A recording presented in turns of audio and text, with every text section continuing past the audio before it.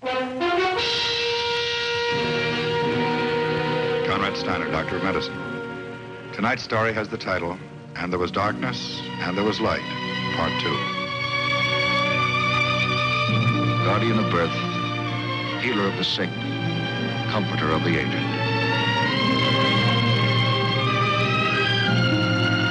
And the qualities of the worthy physician are three: the eye of an eagle, the heart of a lion, the hand of a woman.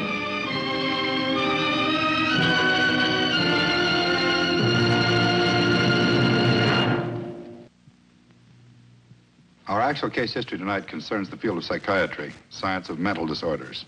The object in point, a crucifix.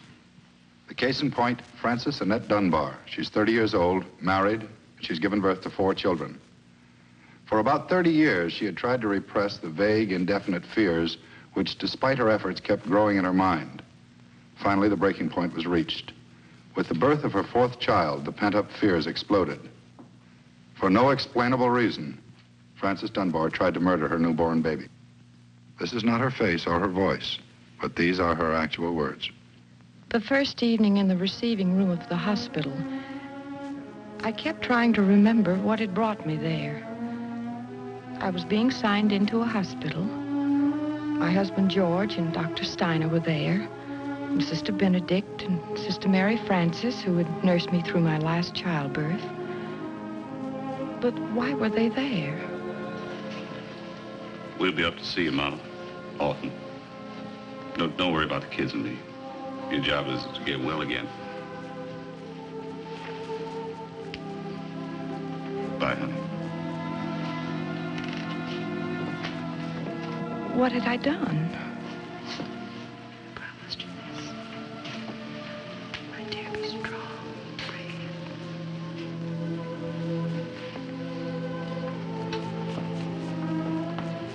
Well, make yourself comfortable, Mrs. Dunbar. I'll only be a moment longer.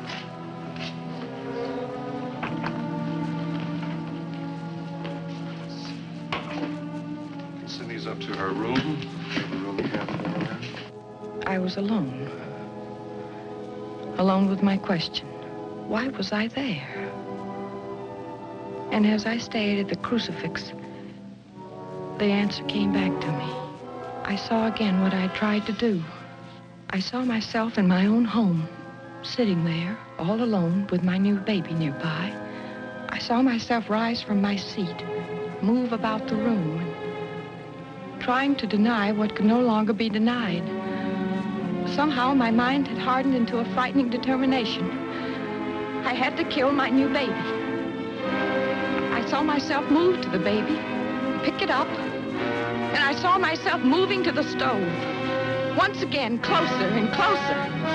I was reaching out to put the baby into the stove. And then the merciful blackness came that saved my baby's life.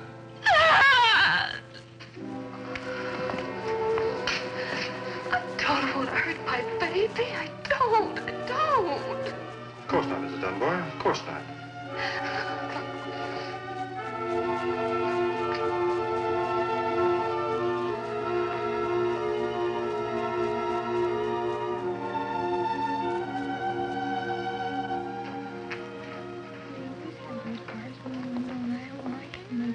Nurse.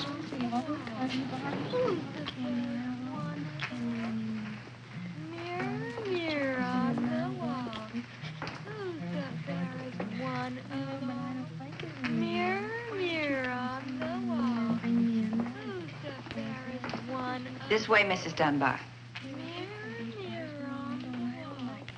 Oh,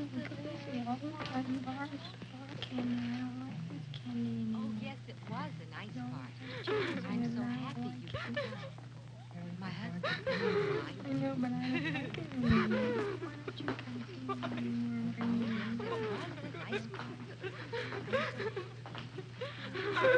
My name's Margie Hartwig. I'll put your regular clothes in the check room with the other things.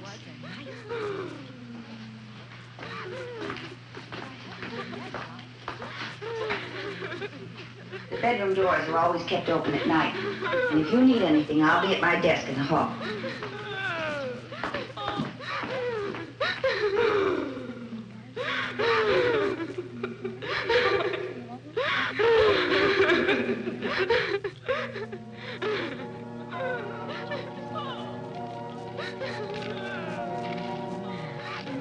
I tried to sleep that night, but although I shut my eyes, sleep would not come. The frightening sounds from the corridor and the twisting shadows in my room seemed to me like voices and shapes from the dead. And all about me, strange, frightening things seemed to move and beckon. And even when I closed my eyes, the images would not leave me. I knew that they were there, in the room, not in my mind. And I knew that there was something in the closet, some wild animal, an animal that was going to tear me with its fangs. I wanted to run, but I couldn't. My entire body had turned to ice, and nothing would move. And the animal kept coming closer and closer, and I could feel it by my bedside. I knew it was there looking down at me, and then...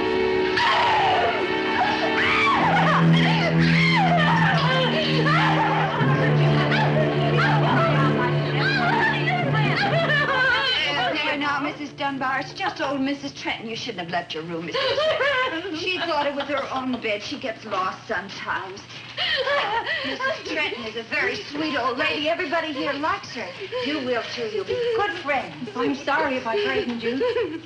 There now. You try to go to sleep. There's nothing to be afraid of here. We're all your friends. Come along, Mrs. Trenton. I'll take you back to your room. I thought I was in my own room, Marge. Really? Yes, truly, yes, I know. I understand. The next day, I was told some of the hospital rules. I could have the freedom of the corridors, and at the end of the corridor was a reception room. But I stayed in my own room all day long. I was too afraid of the patients to go out.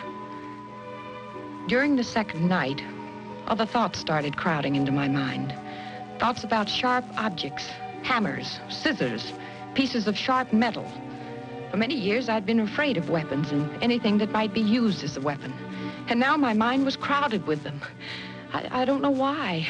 I never know why.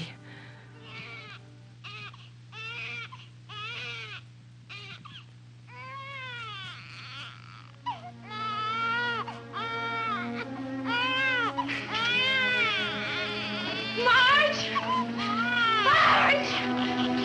Marge!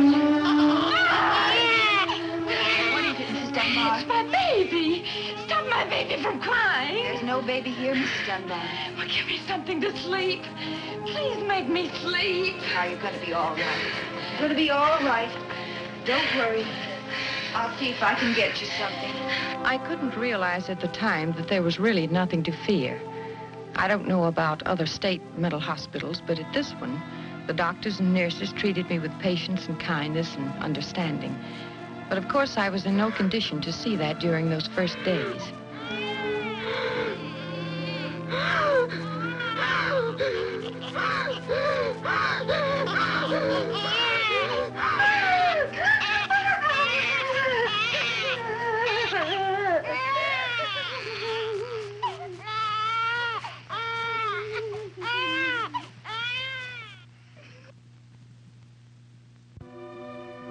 After some time, I was moved to a new room in a different ward. It was quieter, and I was not so afraid of the patients there.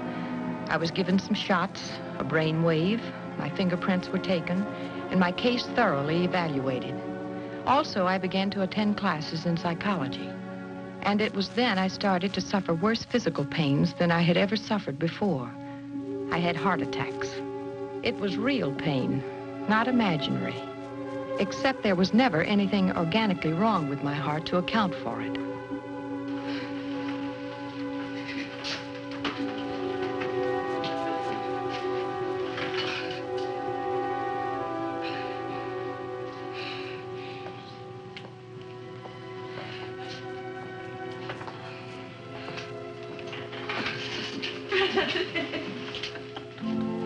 Some of the sisters came up on sick calls. I thought you'd like to see a familiar face. So I came along with them for a little visit. Oh, sister, I wish I could die. Please tell them let me die.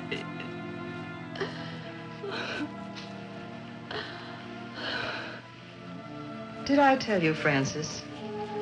This used to belong to my older sister. She suffered from trouble like yours for half her life. In those days, there was no one who could help her. This was her only help. Oh, Sister Benedict, I only want to die. God forgive me, but that's all I ask for. You're going to get well, Francis. We'll pray for you. And you pray for yourself. You're going to get well. But for the next 2 days, I kept praying only for death. I begged Almighty God to free me.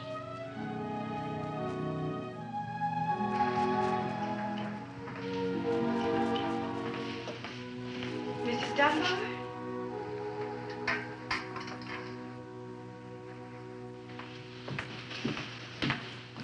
Do you recognize it?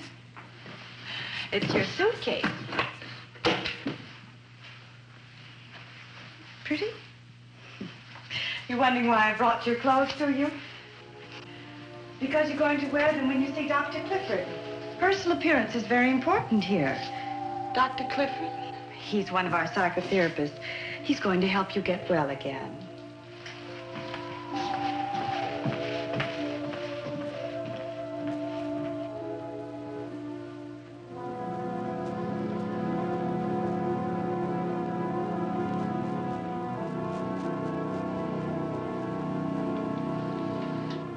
He's going to help you to get well again. I kept saying it over and over. It gave me strength to see him. Dr. Clifford was a pleasant man, although I didn't like him at first. He gave me 2 tests, the intelligence test and an ink blot test. I was to tell what pictures I saw in the ink blots, much as one sees the shape of things in cloud formations. It all seemed pointless to me. I wanted sympathy, pity. I didn't know it at the time, but I was getting something better. Understanding. In the first month, he made me understand how my job was to bring the fears that were hidden deep in my subconscious out into the light of the conscious mind. Facing reality, I would learn to change things that could be changed and understand and accept the things that were impossible to change. But why do you think yours was such an unhappy childhood? Because it was. My father drank an awful lot. He was an alcoholic, and I was afraid of him. He used to spank me a lot, so I guess I lied to avoid a beating. They sent me up here to my aunt and uncle's. They needed help around the house. Is that when you met your husband? Yes. After a few dates, he wanted to get married. Well, I thought my aunt and uncle expected me to marry him because they liked him so much. So I promised. I kept my promise.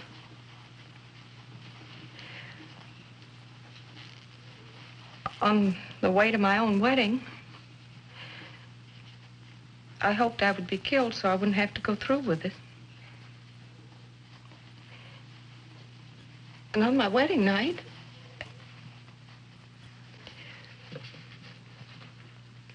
well, when we finally got to our room, I wouldn't even go near my husband. I wouldn't even change my clothes.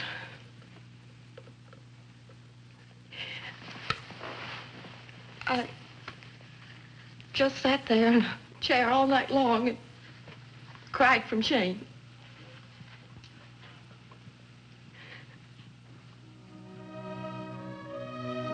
As the weeks went by, Dr. Clifford made me see how all my life I had done things I didn't want to do.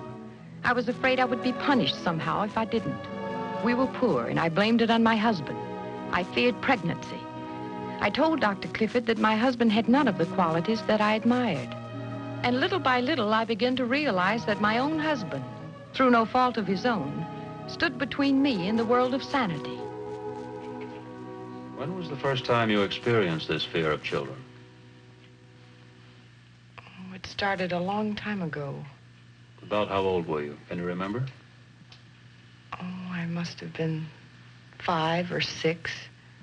I had these friends, neighborhood kids. And, well, we played doctor. You know how kids are. My father found us, and both he and my mother yelled about how bad and sinful it was. And, well, I guess every time I look at little children, I expect to hear my parents yelling like they did then. There was never any explanation about sex at home, and there was no affection. In fact, I can't remember my father ever kissing my mother. And when I asked questions, I was spanked. More weeks passed. I tried to remember all incidents like that. I wrote them down so I could talk about them with Dr. Clifford. I began to understand one thing clearly.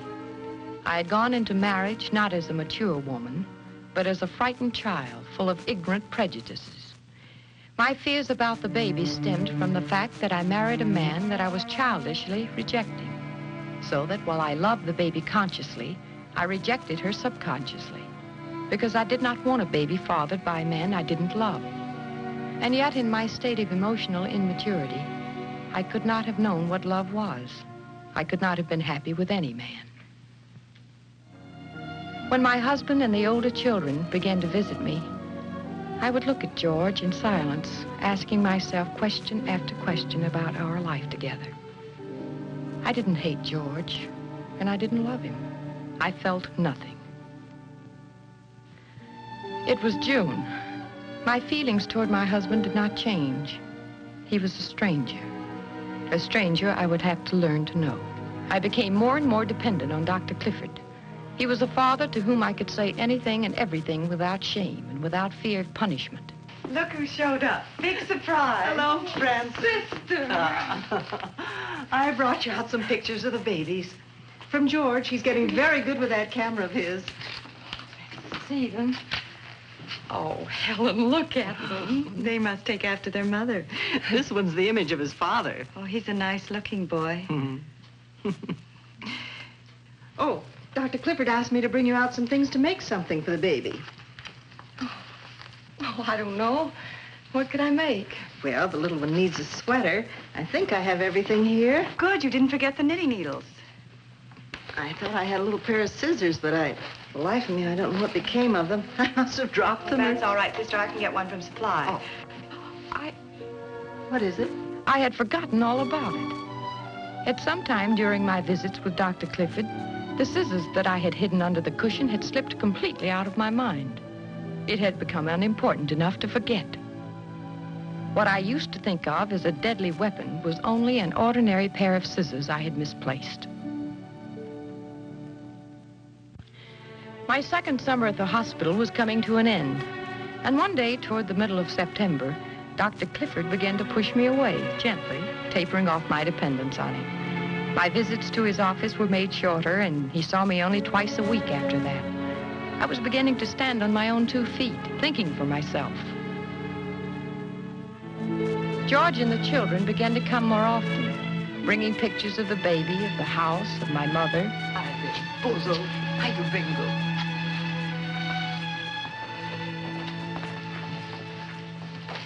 Oh, how pretty. And look. Oh, they're nice pictures, George. I just push the button and the camera does the rest.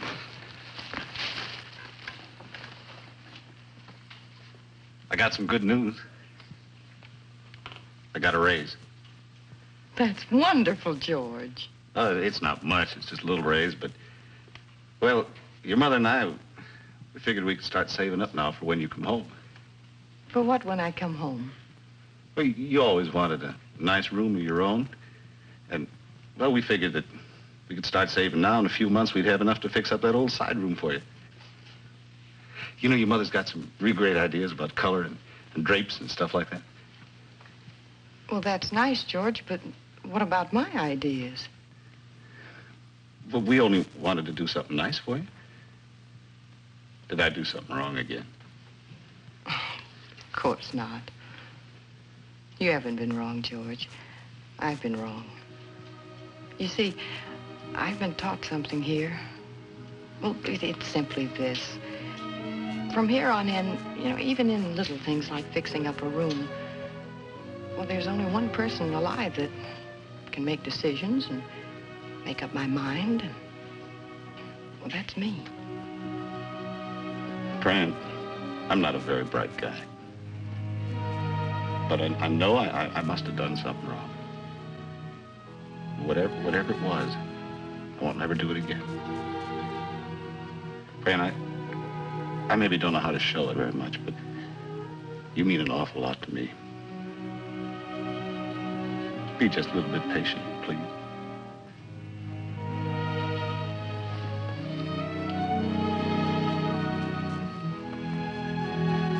I love you. I can really say that now. I love you.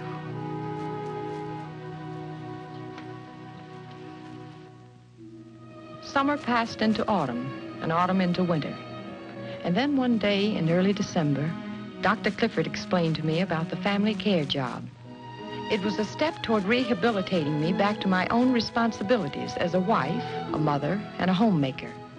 I was allowed to leave the hospital every day to take care of an old couple in the next town. By caring for them properly, I gained proof that I could care for my own loved ones. It was the last test, and the month of December was a happy one for me. It was the day before Christmas. The joy of simply being alive filled every moment. I'd be going home soon, someday in the coming new year, home to my children, my husband, and to my baby. Hello. Hello, Fran. I hope I'm not disturbing you. No, I was just finishing up my creche here. I told Jessie so much about it, she wanted to come over and see it. Jessie, this is Mrs. Dunbar. Hello, Jessie. Your little girl? Mm-hmm. I thought maybe you could show her your creche while I was in C3, helping them get ready for the Christmas Eve party tonight. Oh, I'd love to show Jessie. Are you having guests for the party? Oh, yes. My husband is bringing over the older children, and Dr. Styner said he'd stop in for a little while. That's wonderful. Don't let Jessie bother you too much. I'll be only 10 or 15 minutes. Oh, you take as long as you like. Thanks.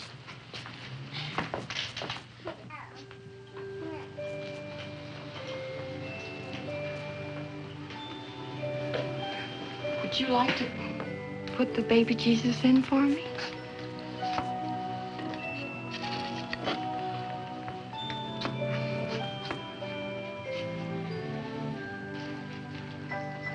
Hey, you two'd better get dressed for the party. I can finish up. There's only the tinsel left.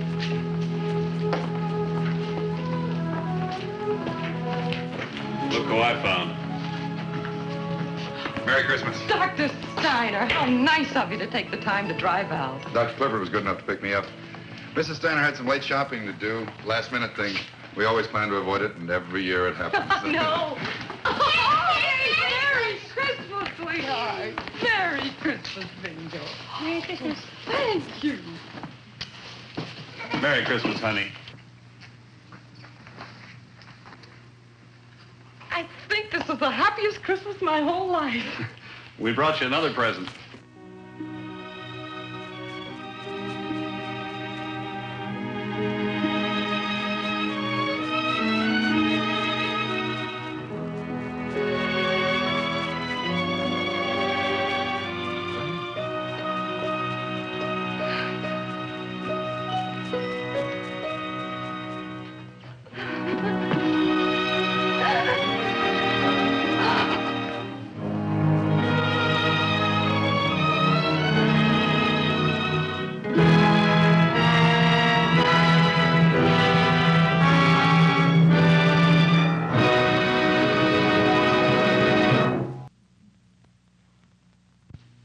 Considering the funds available to them and the shortage of staff personnel, state mental hospitals are doing a remarkable job.